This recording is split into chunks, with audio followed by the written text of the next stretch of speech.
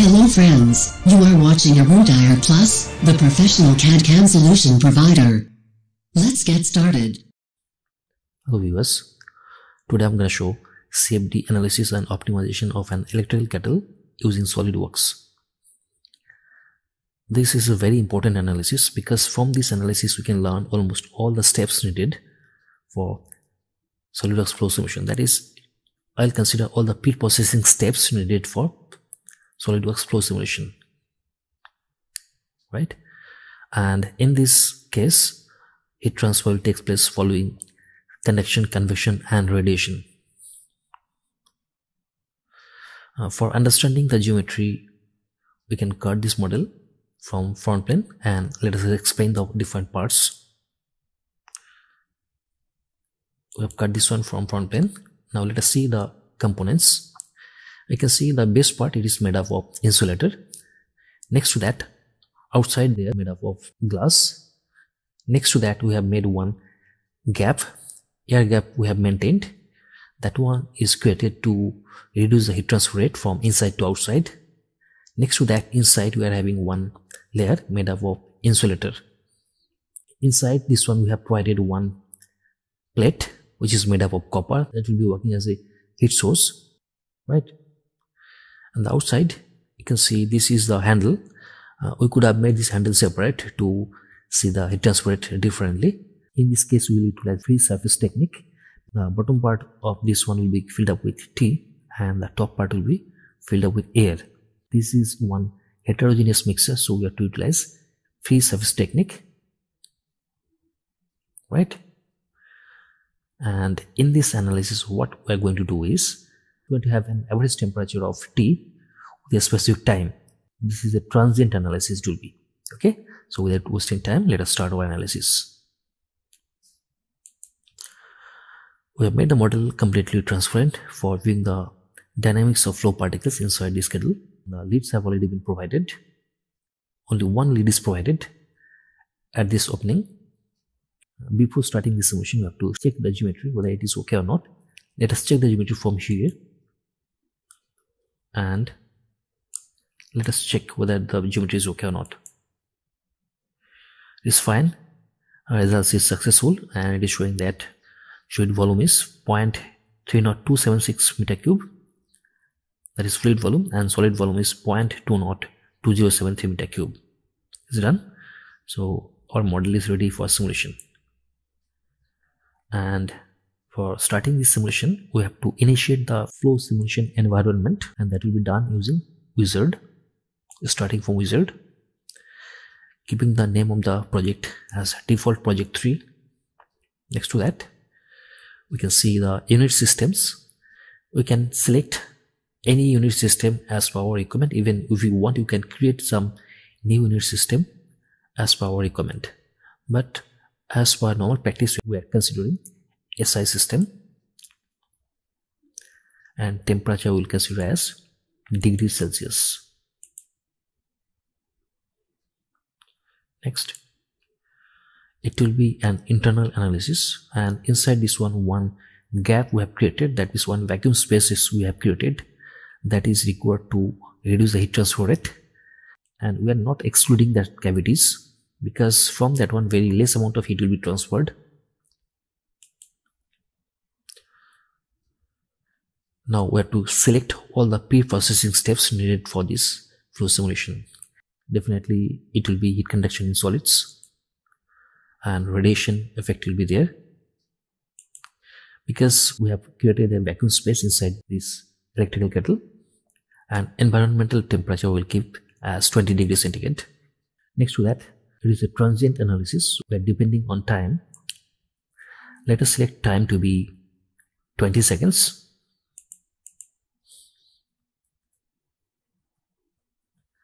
And output step equal to 0.01 seconds. That means after 0.01 second we'll save our results.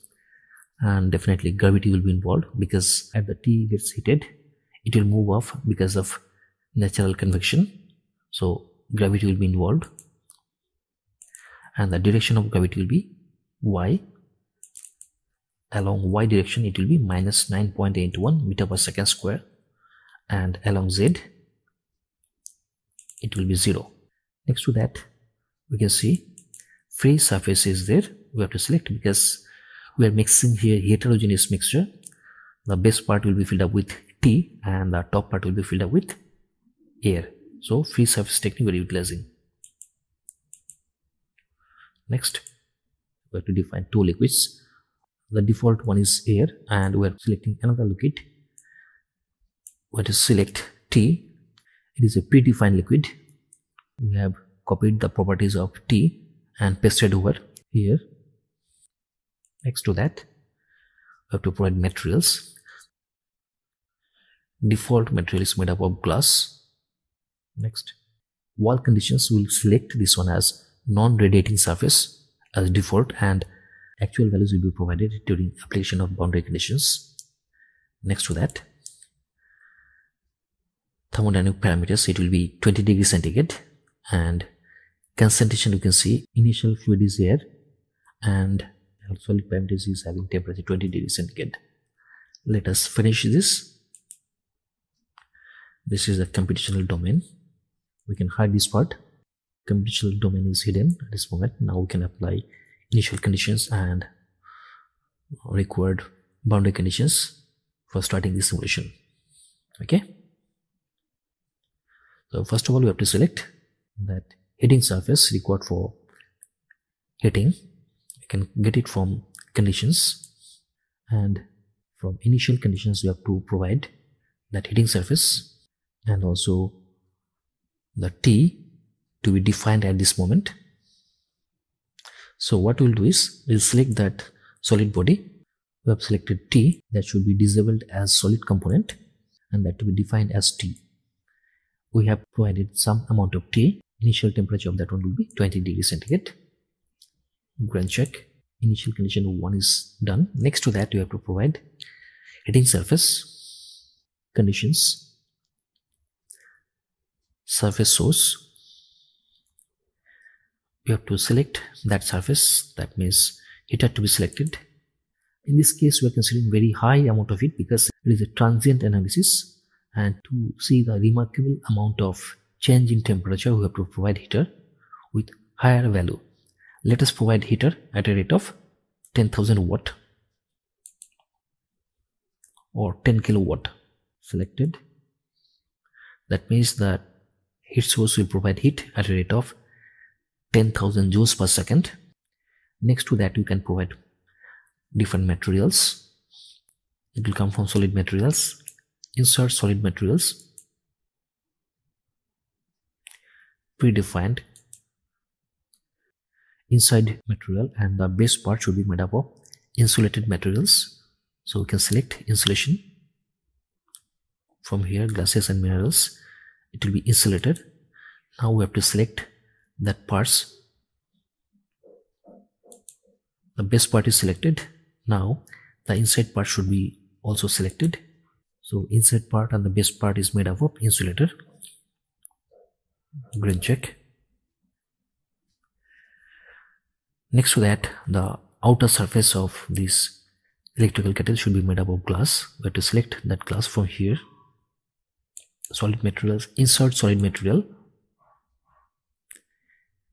Predefined glasses and minerals. We have to select glass for the outer surface.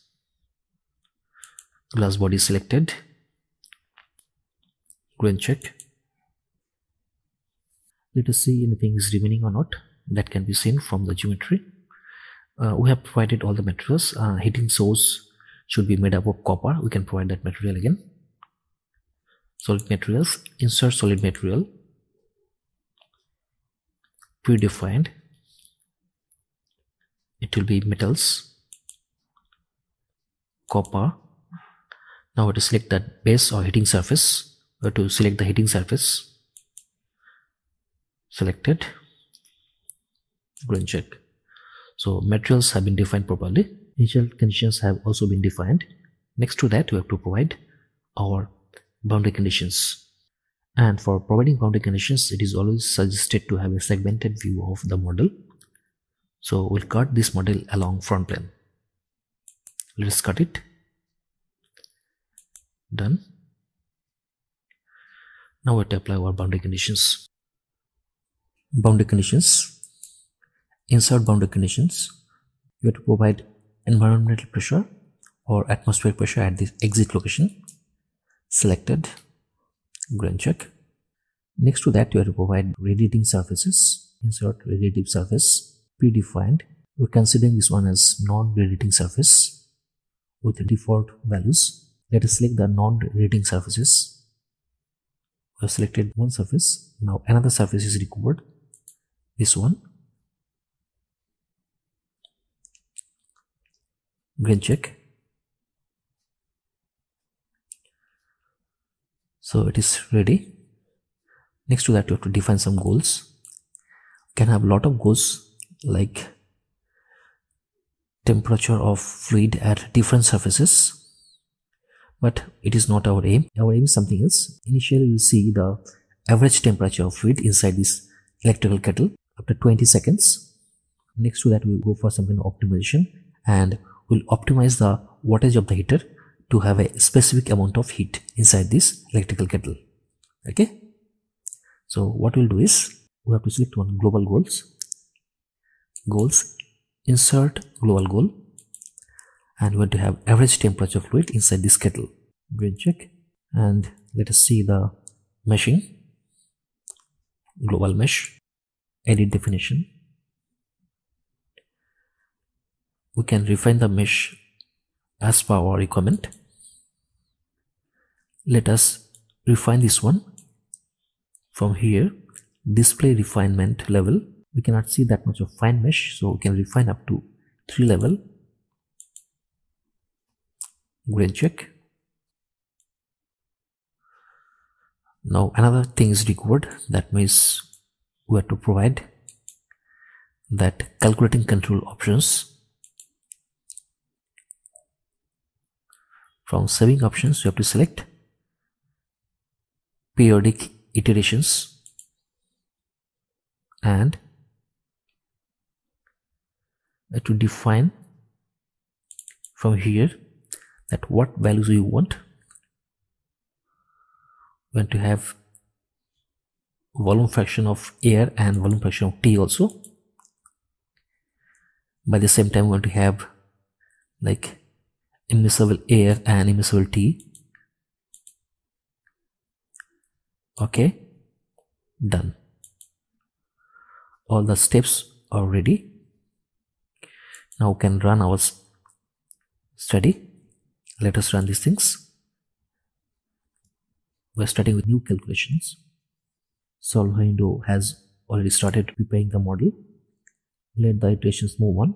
Whenever it is finished, we will see the results and go for detailed analysis. Solver is finished. We can see after 210 numbers of iterations, we could achieve the convergence criteria. And you can see that average temperature fluid after 20 seconds is 58.012 degrees centigrade.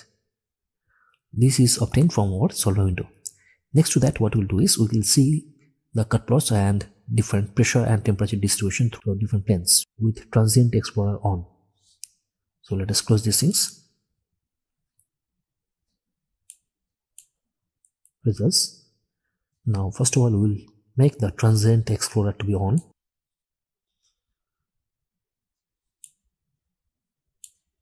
Next to see cut plots from front plane. Cut plots, insert cut plots. We need to see temperature and pressure distribution along front plane.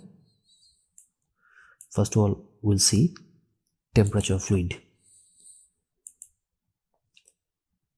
Green check.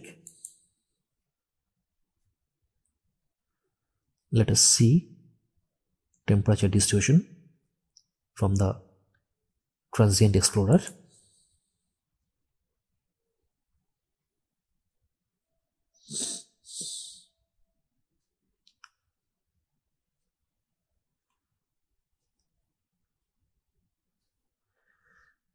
Now here in this case that the temperature range is very high, we can reduce the range. Let us close these things. In our analysis, we could see that average temperature of fluid was in the range of 18 to 50 degrees centigrade. Edit temperature range, and we'll define the range from 20 degrees centigrade to approximately 65 degrees centigrade. Green check. Now let us see the temperature of fluid distribution along this front plane.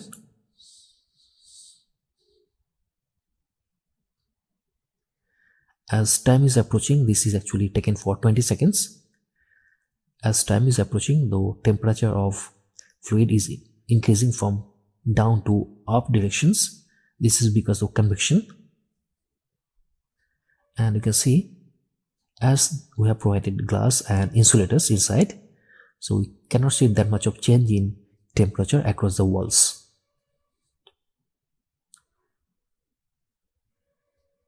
Right? So here in this case, you can view the convection of T from down to up because of heat is being generated at the bottom heating surface at a rate of 10,000 joules per second. Let's close these things, and we want to see pressure distribution also. Instead of temperature, you will see pressure distribution. Go and check. Let us play the pressure distribution.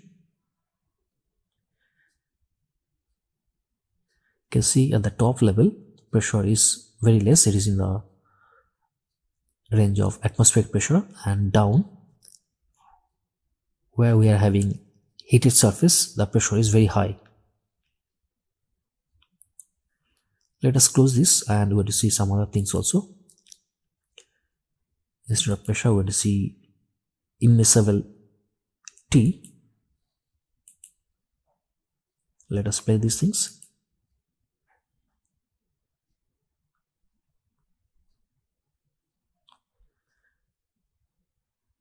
So let us close these things.